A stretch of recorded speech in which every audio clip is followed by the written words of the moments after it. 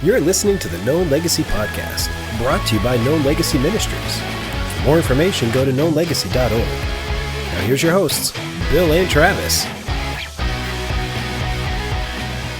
What a gorgeous, gorgeous, gorgeous. Can I say it a few more times? Gorgeous, gorgeous. Beautiful day. outside. It is absolutely stunningly beautiful. I'd like to thank Kyle, our producer in the corner. Absolutely. For giving us his backyard today to record out here. It is fantastic. He Welcome is to using the a track. Known Legacy Podcast. We're so excited you guys are here.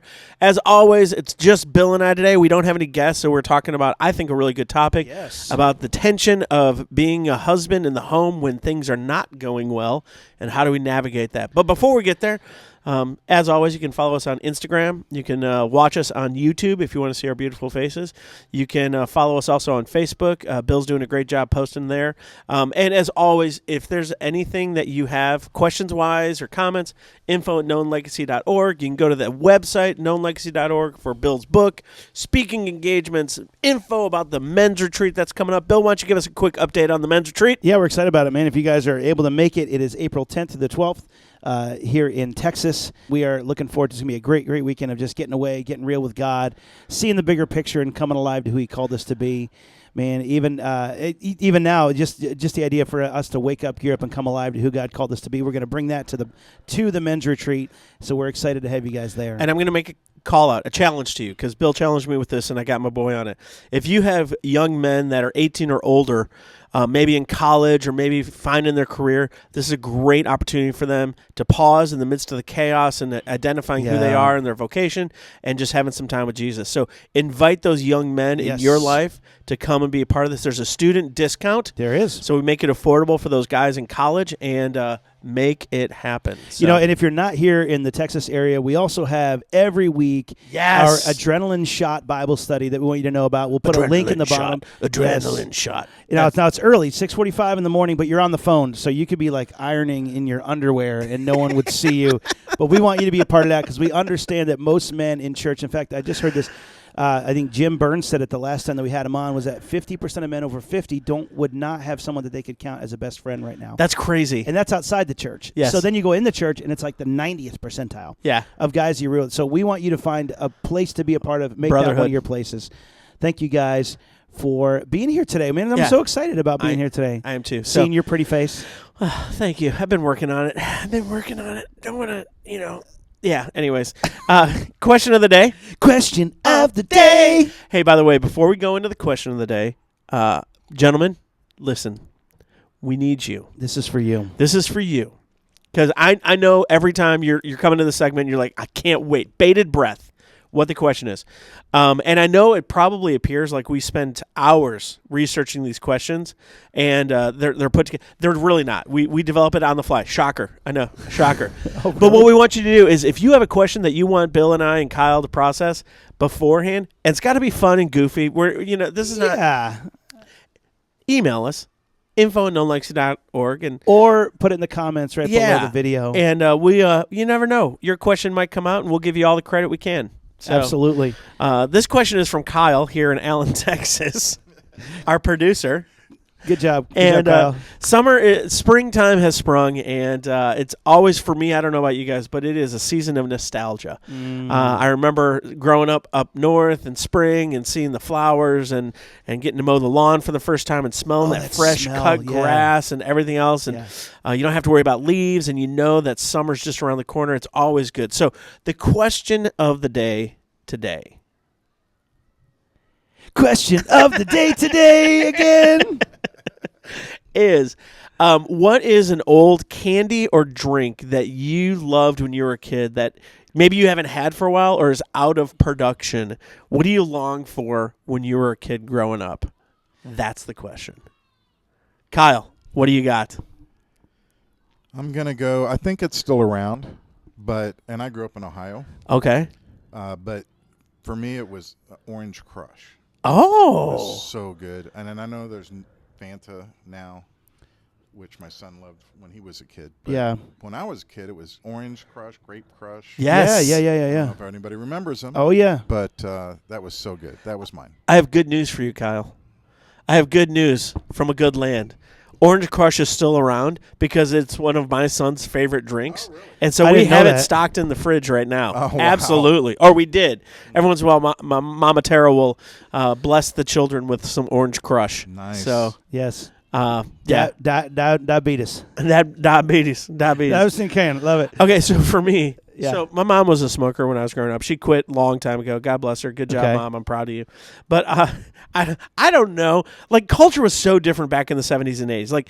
Like I don't think kids today understand what it was like when we were growing up. But you remember when you could get packs of candy cigarettes? Oh, yeah. And there was like a powder in it, and you could blow out the powder so it would look like you were smoking. Oh, so yeah. while your mom's sucking on a lung dart right next to you in the car, and you're sitting in the front seat. I've never heard it called that in my life, a lung dart. Sitting in the front seat without a seatbelt on, you could have your own candy cigarette, and it was horrible candy. It wasn't chewy. It was chalky. It was, Yeah. but I just remember like feeling like I had arrived because I was in the front seat of the car with my mom, smoking with her. Oh my gosh! And I was like 7, 6.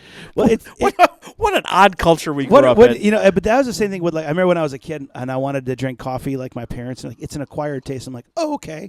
And I didn't realize that meant it's going to suck for a while until you like it. So I'm like drinking, I'm like, this is really good. You know, This is the best stuff ever. But now I'm like addicted to it like crazy. But Yeah. I think for me, when you first said the question to me, the first thing that came to mind was Ecto Cooler. You remember those? No. Haven't ever heard of it. The Ghostbusters.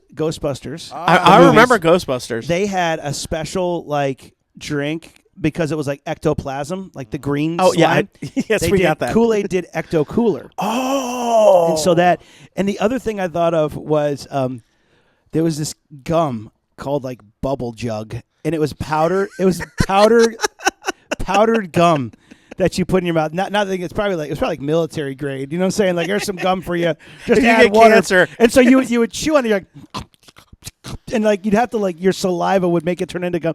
But it was amazing because you're So- like, this is powder. It's so cool. I can imagine what the boardroom was like when they came up with this idea. So we're going to cut out the middleman. We're not going to actually produce the gum. We're just going to provide you the materials for the gum and put it in your mouth and see what happens. And What you are we going to provide- call it? You provide the saliva. Right. Exactly. What are we going to call it? I don't know. Bubble gum? No.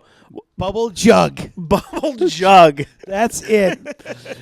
Man, put down in the bottom your favorite. We would love to know what your favorite kind of candy was as well, man, as we as we always reminisce. There's so many other ones, but it was so good, so good. Absolutely. And if you happen to find a picture of you with that, share that with us. Oh, And yeah. always share the question of the day with us because we'd love to hear from you guys. So anyways, Bill, kick us off with the conversation today. And Yeah. what are we talking about? So, man, we had a great response from one of our last podcasts. We're talking about making marriage easier. And someone's like, man, but marriage is so tough. Obviously, first thing, check out the book because Arlene's book is amazing and there's a lot of practical tips. But you're right, we didn't go deep into it. And some of those questions arose of the idea of like, how do you die to yourself? I love the comment that this listener said. They said that they were talking about marriage is beautiful and brutal at the same time. Yes. And I'm like, wow, that's a really good way to put marriage in, Yep. like, you know, if you had to put it together. But this truly, the aspect of dying to self, what does it look like? Man, you know, again, just the reality that our spouses are a really effective mirror to our weaknesses as we go through problems and situations. And so then this tension arises, and you're like, I want to be a man of God that honors my family. And you're like, just be nice or whatever. And you're like, how do I actually do it? Right. And I think the first thing is just this idea of dying to self, and what does that look like in our Right. lives? Well, I think when you're saying that to the young guys that are listening to the podcast, I would say first and foremost, Paul is not lying when he says, don't choose someone that you're unequally yoked with. And it is really hard. And that's why it is so important that the spouse that you choose shares the value of Christ and pursuing Christ. Yeah. Because at the end of the day, let's be honest, just like our wives are not going to change us, we are not going to change our wives. Yeah. The only change agent that I know of in our world is truly the Holy Spirit. Yeah. And when the Holy Yeah. Spirit grabs hold of a heart and prunes the junk away so that we may produce more fruit, it's huge. And so I think the first thing is choose wisely. Yeah. Choose wisely, because the looks will come and the looks will go.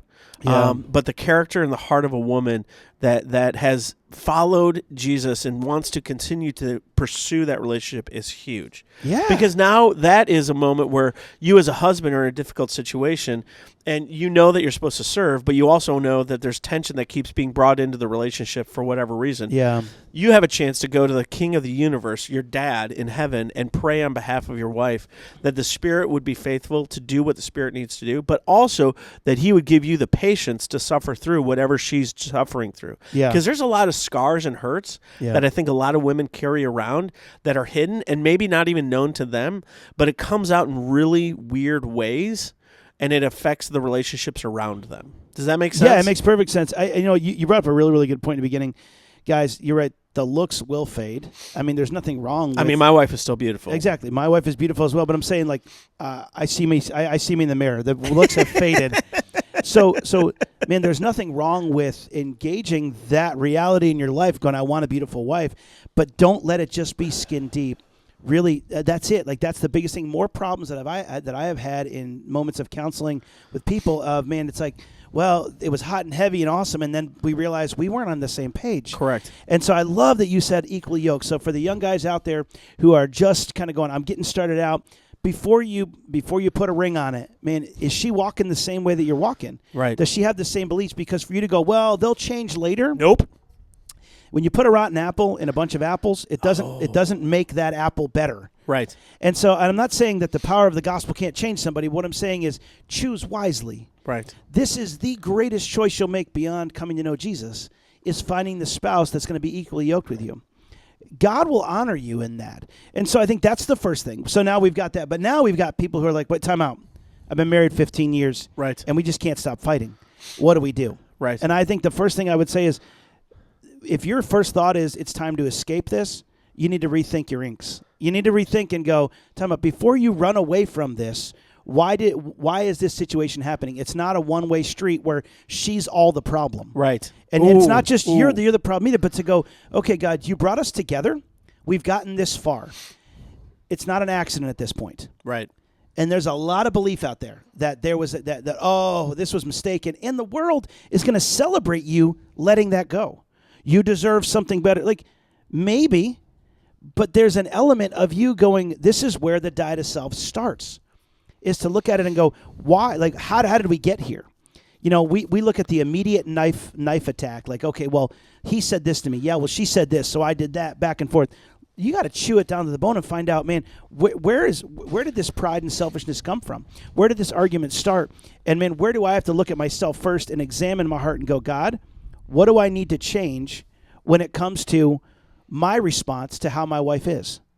Does that make sense? It does make sense. And so I think we need to look at this from this perspective of, God, examine my heart. Psalm 139, 23 and 24 says that, examine my heart. David is clear to talk about the value of saying, God, you have authority to search me out. Before you respond to being right or to the argument at hand, take a quick assessment about yourself. Before you decide to go pull out some divorce papers or make something happen, take a quick look. You can attest to this as well. We've seen too many people who are like, no, it's worth fighting. It's worth fighting. Yes. And they want to point blame. So first thing is to examine themselves in how they respond to their spouse first. Yeah, and I call this the Pac-Man principle because I'm a child of the 80s, and Pac-Man was amazing. And yes, I watched the cartoon. It was a horrible cartoon, but I loved it. Oh, I don't. But it's this idea of, like, if you look at the Pac-Man, he has 90% of his body is yellow and only 10% is that mouth that opens up. And if you look at our relationships, like 90% of our relationships are typically pretty good, but there's 10% of tension or point. And if we over-focus on that 10%, it can feel like 90%. Yeah. And so I think a few things is make sure that you keep things where they belong. I love what you also said is, like, change happens in repentance, right? Change does not happen in judgment. Change does not happen in condemnation. Change happens in repentance. And so, gentlemen, sometimes it behooves us, yes, I use the word behoove, it behooves us to begin that initiation, to begin that process, and to identify and to go to your spouse when things are bad and say, listen, I fully understand and I acknowledge what I've done here, and be as specific as you can. Right? I acknowledge this. I acknowledge that. I acknowledge this. Don't come with excuses like, I know I've been working really hard, but, I know the promotion was right there and we wanted just, I know that things have been out of balance. I know that I haven't prioritized you and the kids the way that I desired and definitely the way that you desire. And so I just want to let you know I'm sorry. And I am working hard to engage in this process in a more faithful manner. Yeah. Right? Yeah. I mean, and here's the challenge. Yeah. You have to be willing to have that conversation and for her to go, thanks, and she doesn't change. Yeah. Because there's skepticism and there's heart and there's deep scars that have built up over years of a certain behavior pattern that in a lot of ways she's going to be saying, I'll believe it when I see it. She won't say that per se, but she may behave in such a way that she's like, okay, I'll believe it when I see it. And so, that's us engaging in the long suffering of reorienting our lives towards Christ, allowing Christ to direct our steps, and understanding that if Christ is the one who's directing our steps, Christ loves the family and Christ loves marriage. Yeah. And so he's going to redirect our steps in such a way that honors our spouses and allows us to invest in our kids so they may be faithful, lifelong followers of his son, Jesus. Absolutely. And I think we look at the element and go, if we think that by escaping this, we're escaping a reality that's not going to happen again, we're lying to ourselves. The same problems are going to happen with someone else. They may look a little different because, well, this spouse, she doesn't do this for me, or she doesn't respond like this to me. The other one may respond to you like that, but there's another fault that they have. We are faulty individuals. And so something else is going to come up. So I think before we just say, that's it, we're done, look at your life, look at the situation before you say the next statement and go, man, where do I want to be with this in 10 years? Is what I'm about to say gonna lead me to the desired place that I want to be in 10 years? Like, do I want to be visiting my grandchildren separately on another occasion besides my ex-wife? Do I want to not have to be in the same room with them? How does this work? Work this out to the bone. Is it worth you being right? Is it worth you running away from? Or do you think you need to stop and assess where you want to be before you find yourself having made a decision that you can't turn back from? So let me ask this then, Bill. Yeah, go for it.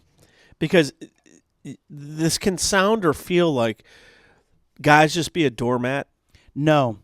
And just let your wife or your spouse walk all over you. It's all your fault. And, so how do you live within that tension? I think the first thing to remember is we're the leaders of the family. Okay. So we set the tone. We can set the tone.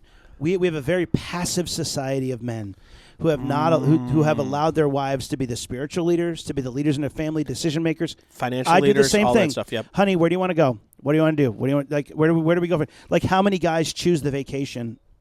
You know what I'm saying? It's like, honey, where would you like to go? Exactly. Kyle in the corner raises does. his hand.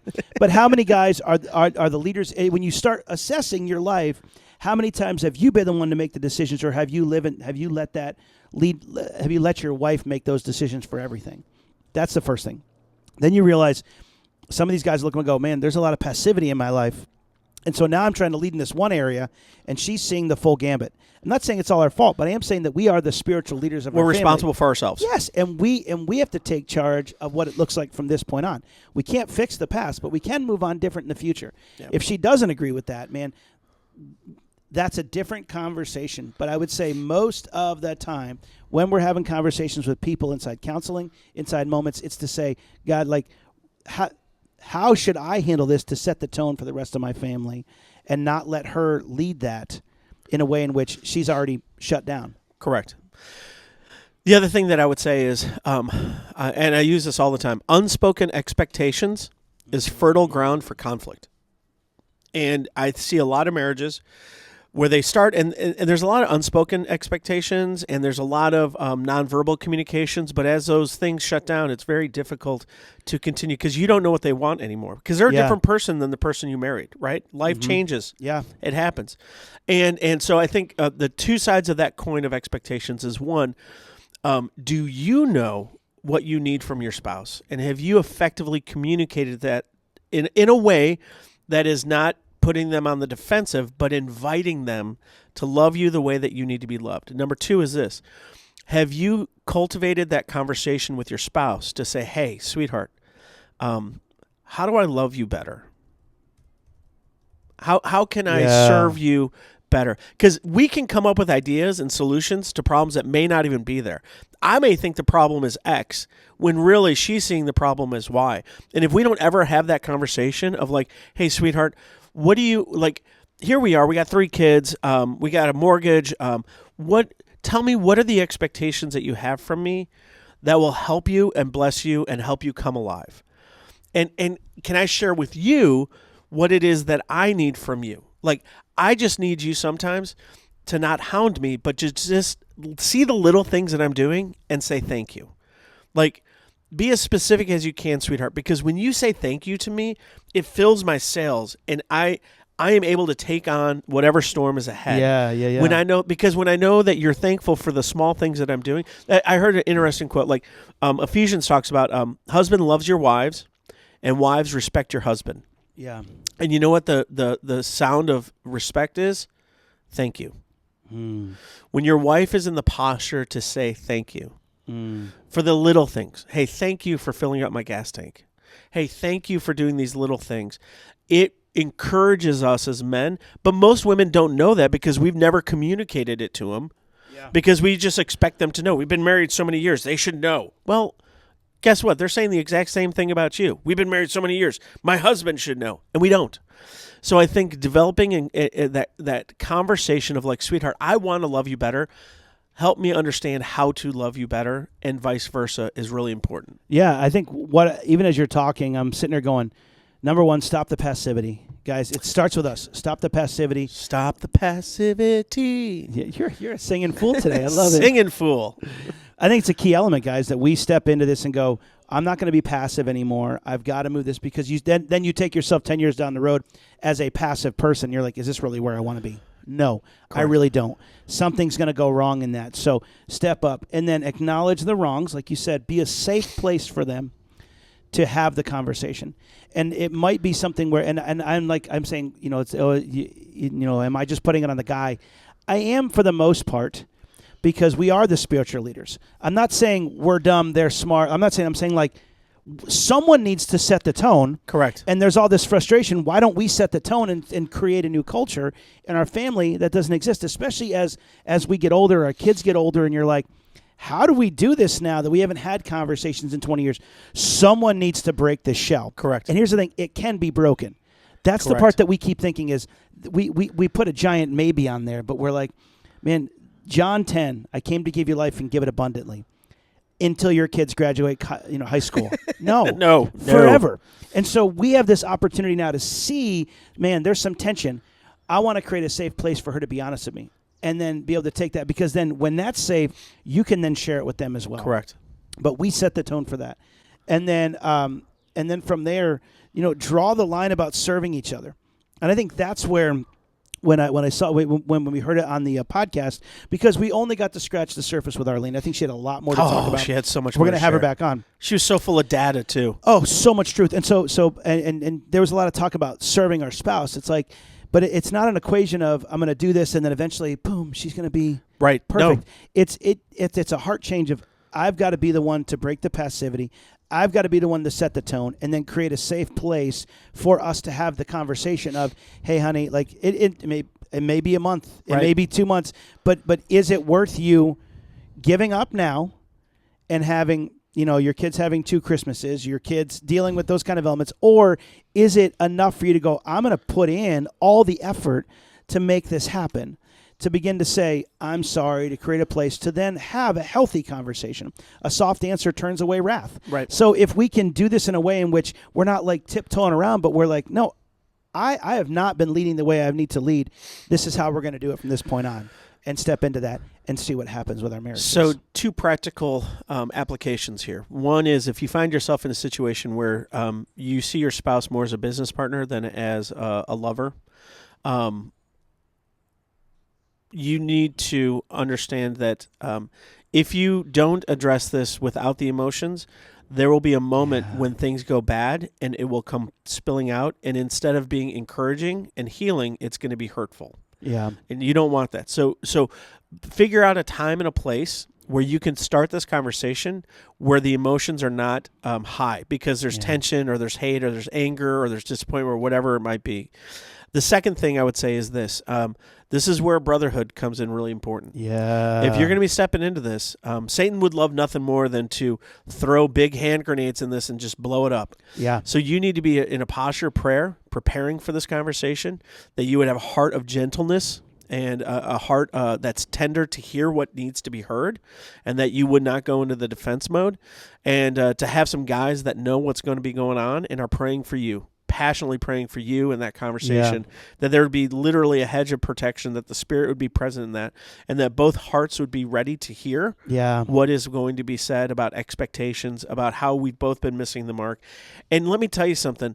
We've had and been blessed in our podcast over the last few years to have some amazing men who are finishing the race very well, and they will always have this amazing woman on their back that's helping them, encouraging them, blowing into the sails, right?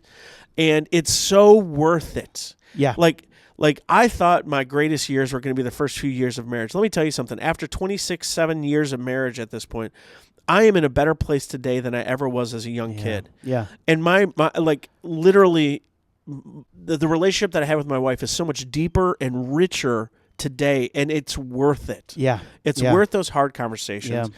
It's worth those, I said at one point, there's 3 conversations that every couple needs to have on a regular basis. One is what are our finances? Right? Make sure you're on the same page for finances. 2, what are the dreams that we have for the future, short term and long term? Yep. Could be vacation dreams. It could be family dreams. It could be, we want to buy a ranch and go become preppers. I don't care what it is. Go. The third one is intimacy and sex. You got to have those conversations about what does intimacy and sex look like as we progress forward in our age, and how do we continue to initiate that? Because what was hot and heavy when you were younger may not be hot and heavy today, because things change. Yeah, people change. Right. So those are the 3 conversations, and those are tension filled. And if you can't have those conversations, maybe it's time to start having those conversations. Well, that's it. Our desire for you guys is that you would have a fruitful marriage of, man, when your kids leave the house, you guys aren't just co-laborers in some place. You're not just business partners, right? But you're really coming alive, and you're celebrating the life that you guys have together. And, man, that starts now. So before you guys start the fight, ask yourself some of these questions, not just for you, but for everyone who comes after you. Guys, thanks so much for listening to us today. Hopefully this has been helpful. We hope it's been helpful. Man, we'd love to connect with you. info@knownlegacy.org. And, man, we are so grateful that you showed up today so that you could wake up, gear up, and come alive to who God has for you. You guys. Out of all the things to fight for and sacrifice for, your marriage is priority number 1. Amen. Amen. Have a great week, guys. God bless you. Thanks for listening to the Known Legacy Podcast. We'd love to hear from you, so email us your questions or comments to info@knownlegacy.org.